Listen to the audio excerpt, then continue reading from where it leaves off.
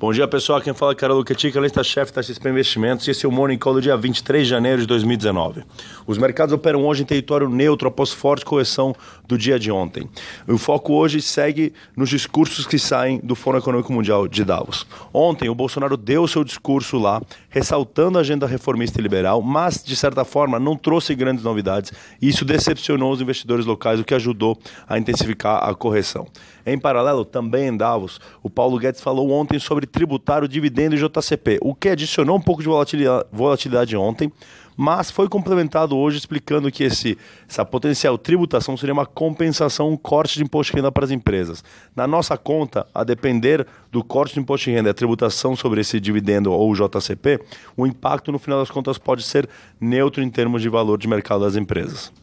Na nossa visão, depois do rally de quase 12% visto desde dezembro no Ibovespa, o próximo mês pode ser um pouco mais desafiador. Com o ambiente externo de volatilidade e aversão a risco, acreditamos para que o Ibovespa volte a ganhar tração.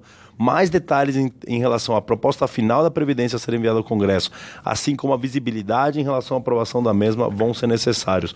E isso não deve aumentar exponencialmente no próximo mês. Por isso, esperamos um pouco de volatilidade no Ibovespa ali ao longo das próximas semanas. Ainda no Brasil, vale destaque para o presidente do Banco Central, o Ilan, que destacou que a política monetária no Brasil está em campo expansionista, ou seja, o juros está abaixo do nível neutro, mas que poderia até ser mais intenso do que isso, o que dá a entender que ele poderia ter espaço para cortar mais os juros do que está hoje, lembrando que hoje está em 6,5.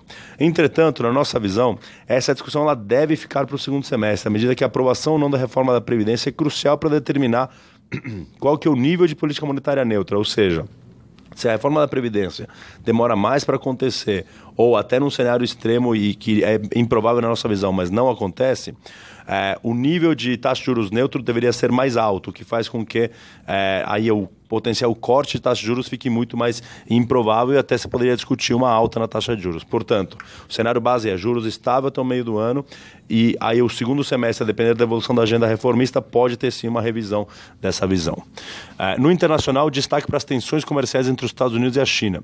As notícias sinalizam que o governo de Trump, frustrado pela falta de progresso em algumas questões, incluindo a propriedade intelectual, rejeitou uma proposta feita por vice-ministros chineses e cancelou reuniões agendadas para essa semana. Isso trouxe volatilidade e as notícias na margem disso vão ser determinantes para preço ao longo dos próximos dias.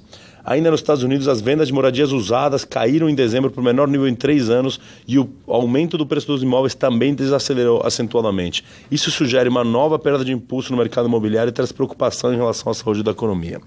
Por último, no Brasil, do lado das empresas, a Arábia Saudita suspendeu ontem a importação de carne de frango de 5 frigoríficos no Brasil, incluindo unidades da BRF e da JBS. O grande ponto aqui, a mais impactada do setor é a BRF, que tem quase 24% das receitas derivadas do mercado halal. A JBS tem uma exposição muito menor. A BRF ontem caiu 4%, seguindo essa notícia. Por último, vale destacar que o secretário da Fazenda de São Paulo, o Meirelles, em relação à Sabesp, afirmou que uma eventual capitalização da empresa ajudaria a cobrir quase 10 bilhões em receitas consideradas incertas do Estado. Basicamente é isso por hoje, pessoal. Qualquer coisa estamos à disposição e bom resto da semana para todos.